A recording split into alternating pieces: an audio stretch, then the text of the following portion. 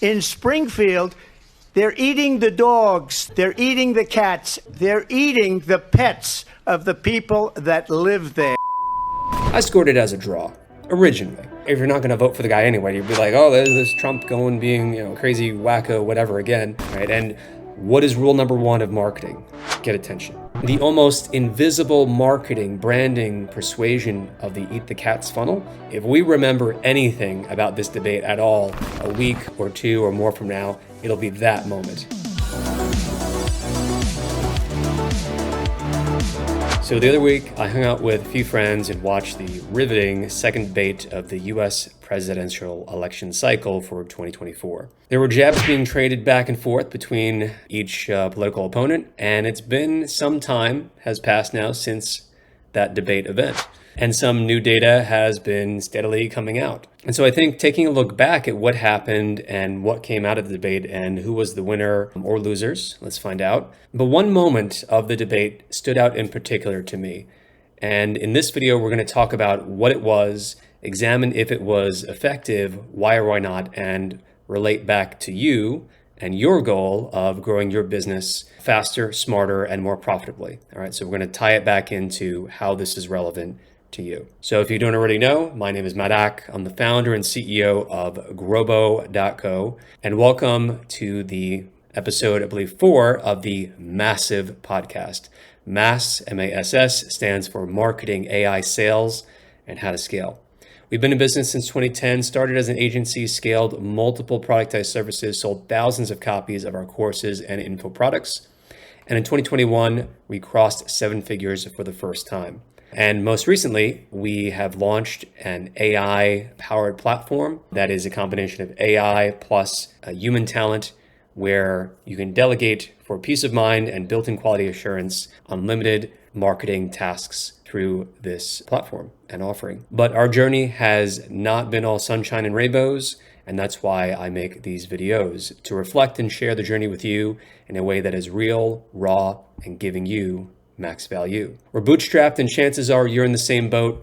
So come alongside and let's create massive growth while we build you a competitive moat. So the moment from the debate that stood out above all others was the one where Donald Trump said, in Springfield, they're eating the dogs, the people that came in, they're eating the cats, they're eating the pets of the people that live there. And this is what's happening in our country. Doubling down on his statement that he made just a second ago. And it caught me off guard. I was not following this news story, knew nothing about it. I've actually been pretty heads down in terms of our own platform development recently, not following the news so much. So I wasn't aware of what was going on in the news and this news story about pets allegedly being kidnapped, taken, and eaten. But he made a comment related to illegal or illegal migrants eating cats and dogs and pets, and then doubled down on it. And the moderators attempted to provide a fact check. You're probably already familiar with the situation at this point, and there's a good reason why. But then Trump doubles down on it, which is usually his MO, his modus operandi. And me, not knowing what was true or the details of this news story, the moment felt kind of off, felt a bit cringe. That was my initial reaction to it, but it was also funny and extremely memorable. It felt that way immediately.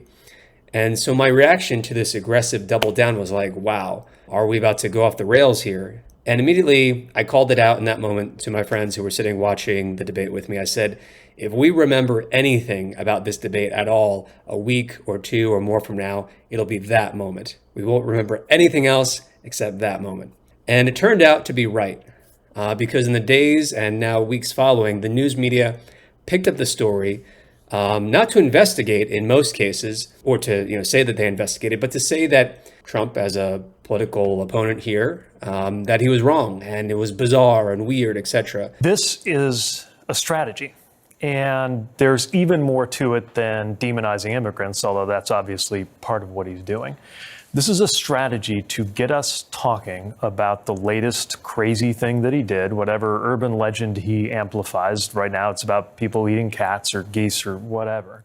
But then social media exploded with viral memes and songs, and the opposing side, the Democratic Party and supporters of Harris, for example, on the Democrat side, they also chimed in with these memes thinking, all right, this is going to help, our political campaign, Harris, who we're supporting. They came out with memes and songs and just, including the audio quotes of they're eating the cats, they're eating the dogs.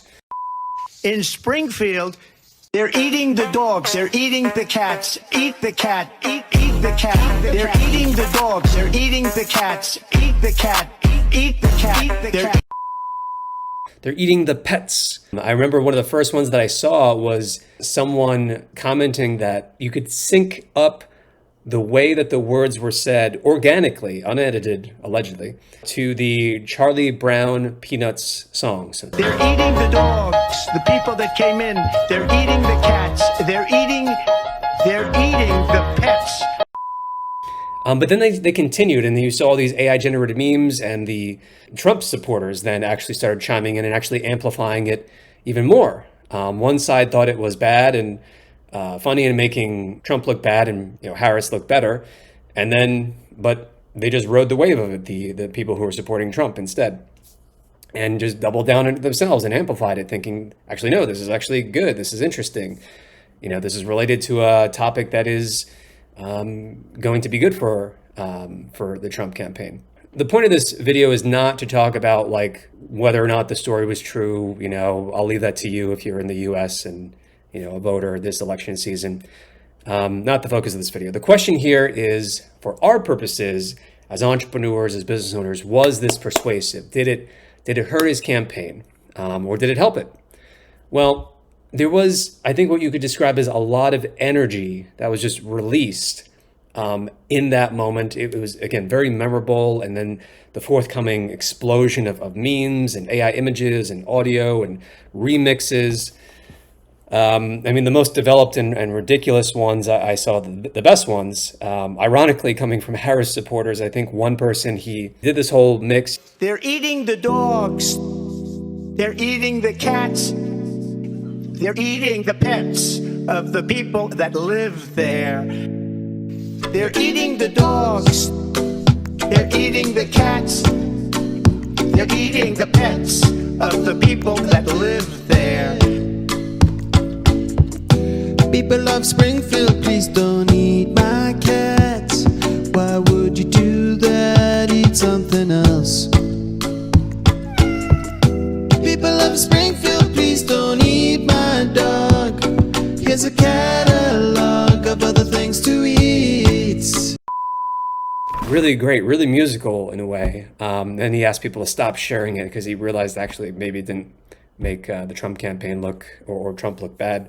Anyway, a lot of energy released of both supporters and non-supporters spreading the topic of eating dogs and cats. And that's something that for us citizens of the US, eating cats and dogs is not something that's normal in our culture at all. I've been to China and I've seen dog on the menu and I did not partake, not for me. We like our dogs and cats as pets and not as meals. So the topic, for that reason, because it was sort of visceral and we have an emotional attachment to our pets, and it just seemed extreme, right? It was an extreme claim, especially if you weren't following news. It got a lot of attention, right? And what is rule number one of marketing? Get attention. It also begs the question, if you only were to see the headline of this story where the media is fact-checking, Trump doubles down on bizarre claim about eating the pets and cats and dogs, if you're not going to vote for the guy anyway, you'd be like, there's this Trump being, crazy wacko, whatever again.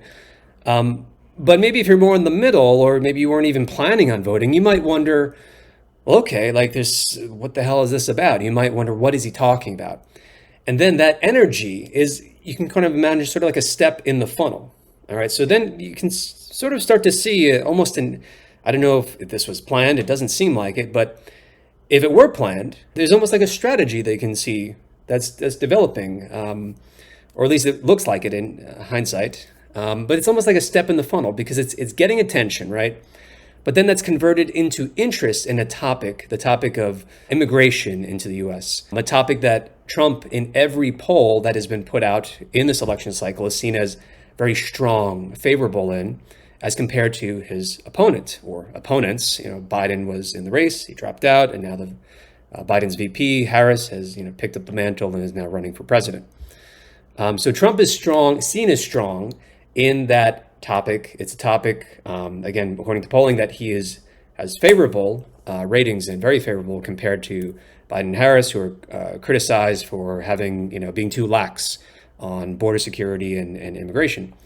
But then here's this other subconscious angle to it, the branding angle. So growing a brand, it's often about association. That's why you see big brand names like Coca-Cola or liquor brands or pharmaceutical companies, with their whole happy commercials, and you don't really see the drug being used. They're just people walking around smiling, living their lives. They're free, they're happy, they're with friends and family and doing all sorts of things, right? Even if they're taking a drug which turns out to have terrible side effects. Or even oil companies, they're always running those branding commercials associating their brand. It's like, once in a while we might have a giant oil spill that wipes out endangered species and, harms the general population in ways that we can't even measure.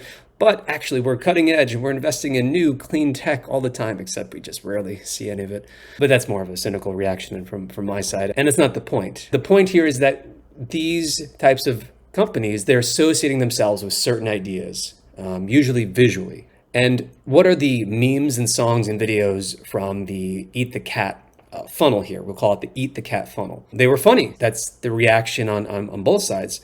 And so what was the first thing Trump and the Trump campaign has become associated with? Humor. When I watched the debate with friends, there were both supporters of Trump and supporters of Harris in the room, and everyone laughed at it at first.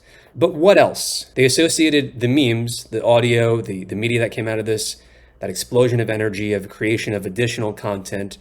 Well, it associated Trump with something that is beloved by Americans, as I mentioned earlier, with our pets. It associated Trump, rather, with pets, with dogs and cats, beloved pets.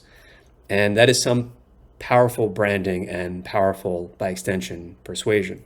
It's noteworthy that although there was no poll bump for Harris, in the immediate aftermath, even supporters of Trump said, okay, he didn't have like a great night and maybe it was a draw, and the media declared Harris as the winner of the debate. That was the immediate reaction. And when I scored the debate, immediately following, I hung out with friends after we talked about it a little bit, I scored it as a draw originally. But after reflecting and seeing the reaction and this sort of explosion after the fact, everything about, they're eating the cats, they're eating dogs, they're eating the pets.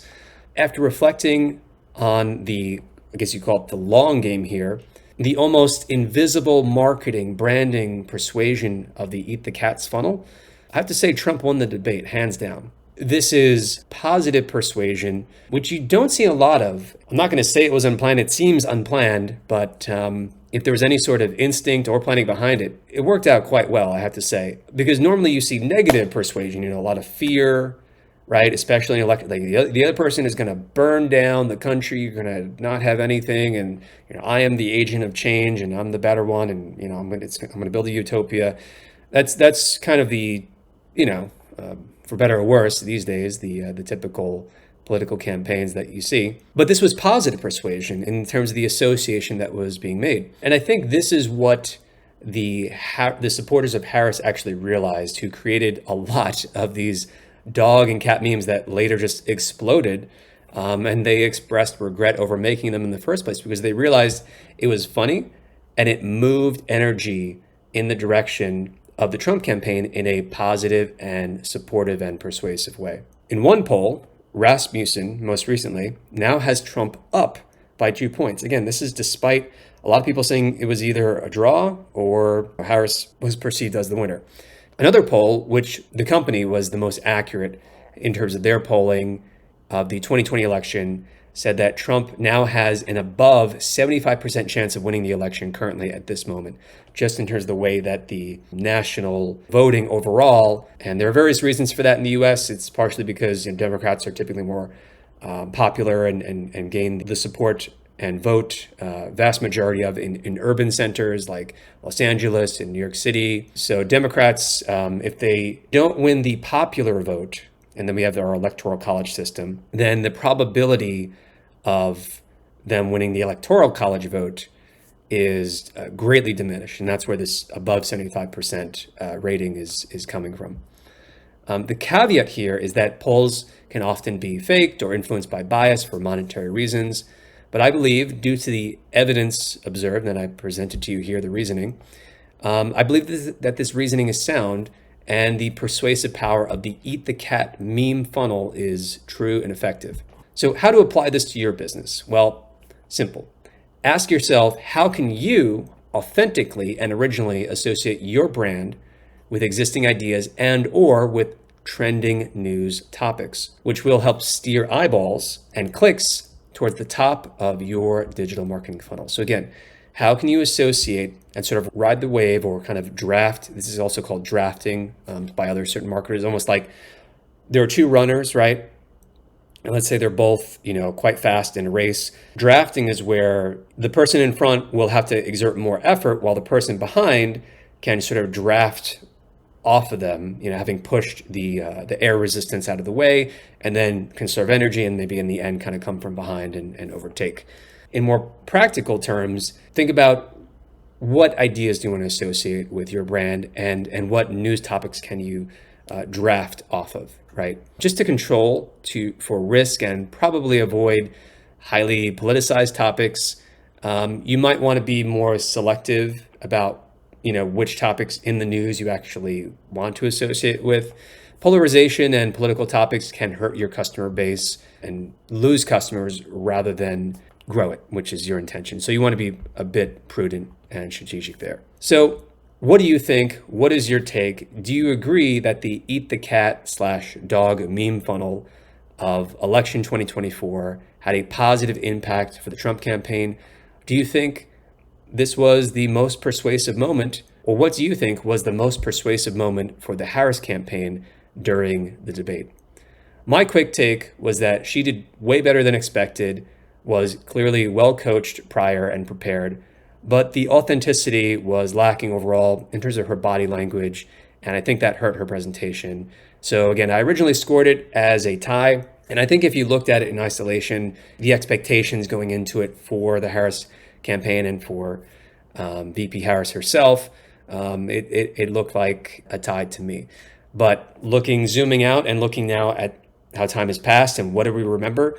Nothing much except for they're eating the cats and they're eating the dogs and all the memes that have been released. And I think that actually made Trump the winner of the debate ultimately. But let me know your thoughts. Leave a comment below, and if you found this content to be valuable and thought-provoking, please like and share. The team and I really appreciate your support.